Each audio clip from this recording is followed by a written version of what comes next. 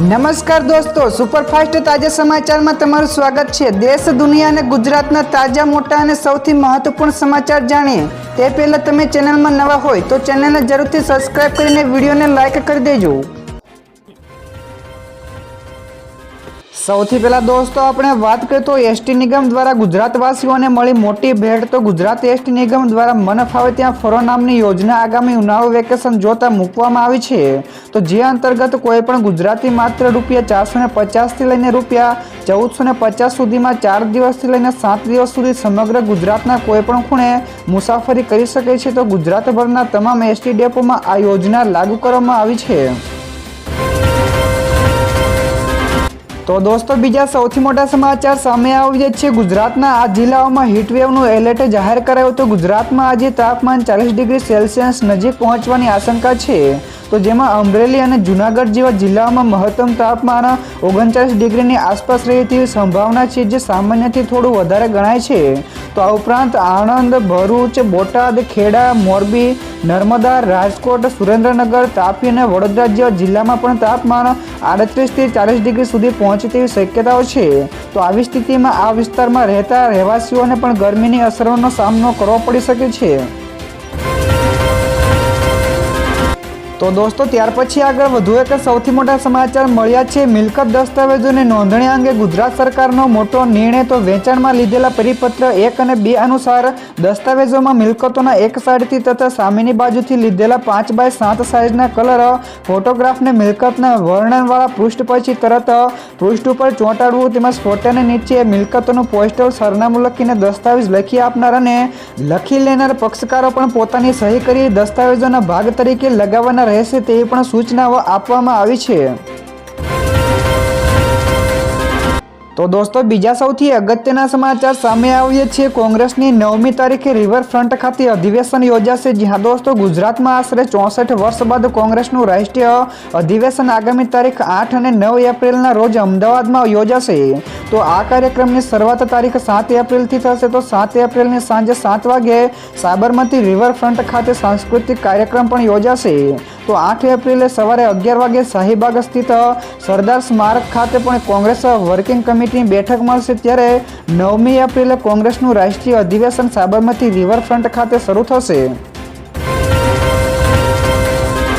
ત્યાર પછી દોસ્તો આગળ વધુ એક સૌથી અગત્યના સમાચાર મળ્યા છે। રાજકોટ અને જેતપુર ટોલ ટેક્સમાં 25% ઘટાડો। જ્યાં દોસ્તો રાજકોટ અને જેતપુર વચ્ચેના ટોલ ટેક્સમાં 25% ઘટાડો કરવામાં આવ્યો છે। તો 4 વ્હીલ્સ માટે એકતરફી મુસાફરીના ₹45 વસૂલતા હતા, તો હવે ગઈકાલથી પીઠડિયા ટોલ નાકા ઉપર ₹35 કરી દેવામાં આવ્યા છે। તો ટોલ ટેક્સ ઘટાડવાને લઈને સ્થાનિકોએ આંદોલન પણ કર્યું હતું, પરંતુ તે આંદોલન સફળ રહ્યું છે। તો ભરૂડી ટોલ ટેક્સમાં પણ કોઈ પણ ઘટાડો કરવામાં આવ્યો નથી। તો ગોંડલના ભરૂડી ટોલ નાકા ઉપર ₹45 વસૂલાશે।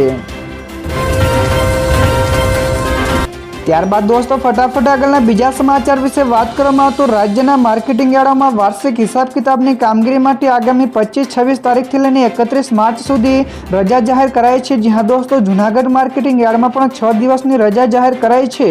તો જૂનાગઢ માર્કેટિંગ યાર્ડમાં આગામી 26 તારીખથી 31 માર્ચ સુધી બંધ રહેશે, જેમાં માર્કેટિંગ યાર્ડમાં 6 દિવસની રજા જાહેર થતાં કોઈ પણ પ્રકારની હરાજી કે વેપાર થઈ શકશે નહીં।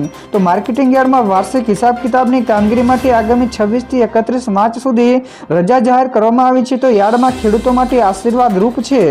તો જ્યાં દરરોજ લાખો ટન જણસીનું વેચાણ થાય છે, તો 31 માર્ચ પછી માર્કેટિંગ યાર્ડ રાબેતા અનુસાર ચાલુ થઈ જશે। તો દોસ્તો બીજા સૌથી મહત્વપૂર્ણ સમાચાર સામે આવ્યા છે। સ્કોલરશિપ માટે ધોરણ 5ના 6.28 લાખ વિદ્યાર્થીઓએ એન્ટ્રન્સ ટેસ્ટ આપી। જ્યાં દોસ્તો ગુજરાતભરમાં ગઈકાલે સરકારી શાળામાં ભણતા અને આરટી હેઠળ પ્રવેશ મેળવવા ધોરણ 5માં ભણતા વિદ્યાર્થીઓને સ્કોલરશિપ માટેની સામાન્ય પ્રવેશ પરીક્ષાનું આયોજન કરાયું હતું, જેમાં ગુજરાતની સરકારી સ્કૂલમાં અભ્યાસ કરતા તેમજ આરટી હેઠળ પ્રવેશ લેનારા ધોરણ 5ના 6.28 લાખ બાળકોએ 2558 જેટલા સેન્ટરો ઉપરથી આ ખાસ પરીક્ષા આપી છે। તો મેરિટમાં નામ આવે એવા બાળકોને ₹1 લાખ કરતાં પણ વધુની સ્કોલરશિપ મળશે। તો દોસ્તો ત્યાર પછી આગળ વધુ એક સૌથી મહત્વપૂર્ણ સમાચાર મળ્યા છે। અમદાવાદમાં ટ્રાફિકનો કાયદો બન્યો કડક। જી હા દોસ્તો, અમદાવાદ ટ્રાફિક પોલીસ એક્શન મોડમાં જોવા મળી રહી છે। તો ગઈકાલથી જ અમદાવાદમાં ટ્રાફિકના નિયમોનું કડકાઈથી પાલન કરવામાં આવી રહ્યું છે। તો હવેથી અમદાવાદમાં રોંગ સાઈડ વાહન ચલાવનારા ઉપર એફઆઈઆર પણ નોંધવામાં આવશે, તેમજ વાહન ઉપર ડિટેન પણ કરવામાં આવશે। તો હાઈકોર્ટની અમદાવાદ શહેર ટ્રાફિક પોલીસને ટકોર બાદ 23 જ દિવસમાં ટ્રાફિક નિયમોનો ભંગ કરનારને 2,01,000 થી 155 જેટલા વાહન ચાલકોને વિરુદ્ધ કેસો નોંધાયા છે। ત્યારબાદ દોસ્તો આ સિવાયના બીજા સમાચારની ઝડપથી વાત કરવામાં આવતું આજથી તાપમાનમાં 2 થી 4 ડિગ્રી સુધીનો વધારો થશે। જી હા દોસ્તો, હવામાન વિભાગની આગાહી અનુસાર આજથી રાજ્યના તાપમાનનો પારો ફરી એકવાર ઉપર જવાનો છે। તો લઘુત્તમ અને મહત્તમ તાપમાનમાં 2 થી 4 ડિગ્રી સેલ્સિયસનો વધારો થતાં લોકોને કાળઝાળ ગરમી સહન કરવી પડશે। તો આગામી 5 દિવસ આ વધારો યથાવત રહેશે। જોકે રાજ્યના દરિયાકાંઠાના વિસ્તારોમાં પણ ગરમ ભેજયુક્ત પવનોના કારણે બફારો પણ અનુભવ થશે। તો ઉલ્લેખનીય છે કે થોડા દિવસોથી ગુજરાતમાં ગરમીની આંશિક રાહત મળી હતી। તો દોસ્તો બીજા સૌથી મોટા સમાચાર સામે આવ્યા છે। ગુજરાતનો પ્રથમ રબર ડેમ રાજવાસણામાં બનશે। જી હા દોસ્તો, છોટાઉદેપુર જિલ્લાના બોડેલી તાલુકાના રાજવાસણા ખાતે ગુજરાતનો પ્રથમ રબર ડેમ બનવા જઈ રહ્યો છે। તો હિરણ નદી ઉપર ₹100 કરોડના ખર્ચે ગુજરાતનો પ્રથમ રબર ડેમ બનશે। તો આડબંધ બનાવવા માટે ₹100 કરોડની રકમ તેમજ કેનાલ માટે ₹28 કરોડની રકમની મંજૂરી કરી દેવામાં આવી છે। તો આમ થવાથી 60 ગામને ફાયદો થશે। તો હાલ આ ડેમ બનવા માટે એજન્સીની નિમણૂક કરીને વર્ક ઓર્ડર પણ આપી દેવામાં આવ્યો છે। તો દોસ્તો ત્યાર પછી આગળના વધુ એક સૌથી મોટા સમાચાર ગુજરાતને લઈને કેજરીવાલની મહત્વપૂર્ણ બેઠક। તો દિલ્હીમાં સરકાર ગુમાવ્યા બાદ કેજરીવાલ હવે પંજાબ પછી ગુજરાતના મોરચે સક્રિય થઈ ગયા છે। તો ગુજરાતના નવા પ્રભારીઓની જાહેરાત બાદ કેજરીવાલે એક મોટી બેઠક પણ કરવાના છે। તો કેજરીવાલે ગુજરાત નેતાઓને દિલ્હી બોલાવ્યા છે। તો સૂત્રો પાસેથી મળતી માહિતી અનુસાર આ બેઠકમાં ગુજરાત પ્રદેશ પ્રમુખ ઈસુદાન ગઢવી, ગોપાલ ઇટાલિયા, સંગઠન મંત્રી મનોજ સોરઠિયા, ચેતર વસાવા અને કેટલાક અન્ય નેતાઓ પણ હાજર રહેશે। તો દોસ્તો બીજા સૌથી અગત્યના સમાચાર સામે આવ્યા છે। 357 કરતાં વધારે સટ્ટાબાજીની સાઇટ્સ બ્લોક કરાઈ। જી હા દોસ્તો, કેન્દ્રીય નાણાં મંત્રાલયના DGGIએ ટેક્સ ચોરીમાં સામે ઓનલાઈન ગેમિંગ વેબસાઇટ સામે કાર્યવાહી કરી છે, જેમાં 357 કરતાં વધારે વેબસાઇટને બ્લોક કરી દેવામાં આવી છે। તો આમાંથી 10 લાખ કરતાં વધારે રૂપિયા જપ્ત કરવામાં આવ્યા છે। તો આ કંપનીઓના 2,400 જેટલા ખાતાઓમાંથી 126 કરોડ રૂપિયા વસૂલવામાં આવ્યા હતા। તો અધિકારીઓએ જણાવ્યું હતું કે તેમણે ઓનલાઈન ગેમિંગ, સટ્ટાબાજી, જુગારના વ્યવસાયો ચલાવતી લગભગ 700 જેટલી વિદેશી સંસ્થાઓની પણ ઓળખ કરી છે। તો લોકોને આવી બાબતોથી સાવધાન રહેવાની પણ સલાહ આપી છે। ત્યાર પછી દોસ્તો આગળ વધુ એક સૌથી અગત્યના સમાચાર મળ્યા છે। શ્રીનગરમાં 26 માર્ચથી એશિયાનો સૌથી મોટો ટ્યુલિપ ગાર્ડન ખુલશે। જી હા દોસ્તો, જમ્મુ અને કાશ્મીરની રાજધાની શ્રીનગરમાં સ્થિત એશિયાનો સૌથી મોટો ટ્યુલિપ ગાર્ડન 26 માર્ચે જાહેર જનતા માટે ખુલ્લું મૂકવામાં આવશે। તો દાળ તળાવ તેમજ ઝરબર વાન ટેકરીઓ વચ્ચે સ્થિત ટ્યુલિપ ગાર્ડન કાશ્મીર ખીણના પ્રવાસન મોસમની શરૂઆત કરશે। તો એમ અધિકારીઓએ જણાવ્યું હતું। તો આ સિઝનમાં સૌથી મોટી સંખ્યામાં પ્રવાસીઓ પણ આવવાની અપેક્ષાઓ છે। તો લોકો અવારનવાર ફૂલો જોવા માટે અહીં આવતા હોય છે।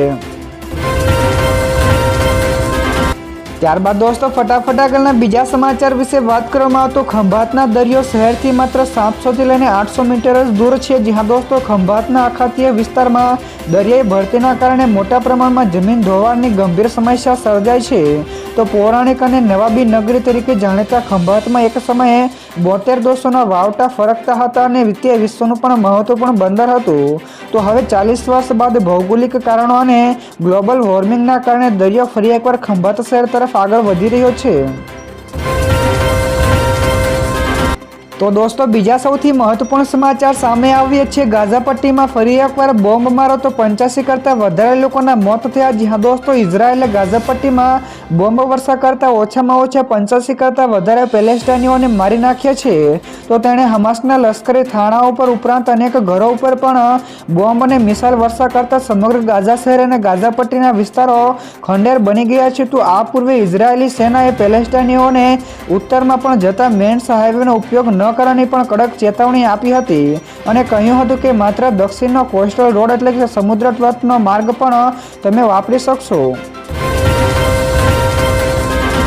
ત્યારબાદ દોસ્તો આ સિવાયના બીજા સમાચારની ફટાફટ વાત કરવામાં આવે તો ટ્રમ્પનો સપાટો હતો 5.30 લાખ લોકોના વતન વાપસી. જ્યાં દોસ્તો ડોનાલ્ડ ટ્રમ્પે ગેરકાયદેસર ઇમિગ્રન્ટ્સ સામે સતત કાર્યવાહી કરી રહ્યા છે. તો ટ્રમ્પ વહીવટીતંત્ર ગઈકાલે જાહેરાત કરી કે તે યુનાઇટેડ સ્ટેટ્સમાં ક્યુબા, હૈતી, નિકારાગુઆ અને વેનેઝુએલાના લોકોના કાનૂની રક્ષણ રદ કરશે. તો આ નિર્ણયથી અસર એ થશે કે લગભગ એક માસમાં 5,30,000 કરતાં વધારે લોકોને યુએસએ છોડવું પડી શકે છે. તો આ 4 દેશોના ઇમિગ્રન્ટ્સ પણ ઓસીટી 2022માં તેમણે યુએસએમાં રહેવા અને કામ કરવા માટે 2 વર્ષની છૂટ પણ આપવામાં આવી હતી. ત્યાર પછી દોસ્તો આગળ વધુ એક સૌથી મહત્વપૂર્ણ સમાચાર, સોમનાથમાં રામ મંદિર સામેના ગેરકાયદેસર દબાણો પર ફર્યું બુલડોઝર. જ્યાં દોસ્તો સોમનાથમાં રામ મંદિર સામેના ગેરકાયદેસર દબાણો દૂર કરવામાં આવ્યા છે. તો રામ મંદિર સામે રુદ્રેશ્વર મંદિર આસપાસના ચુસ્ત પોલીસ બંદોબસ્ત વચ્ચે ડિમોલેશનની કાર્યવાહી હાથ ધરવામાં આવી હતી. તો મંદિર પાસેના 30થી વધારે ગેરકાયદેસર રહેણાંક મકાનો પણ તોડી પાડવામાં આવ્યા છે. તો છેલ્લા કેટલાક સમયથી સોમનાથ ટ્રસ્ટ અને દબાણકારો વચ્ચે ગેરકાયદેસર બાંધકામ મુદ્દે વિવાદ પણ ચાલી રહ્યો હતો. તો ટ્રસ્ટ અને દબાણકારો કોર્ટના શરણે ગયા હતા.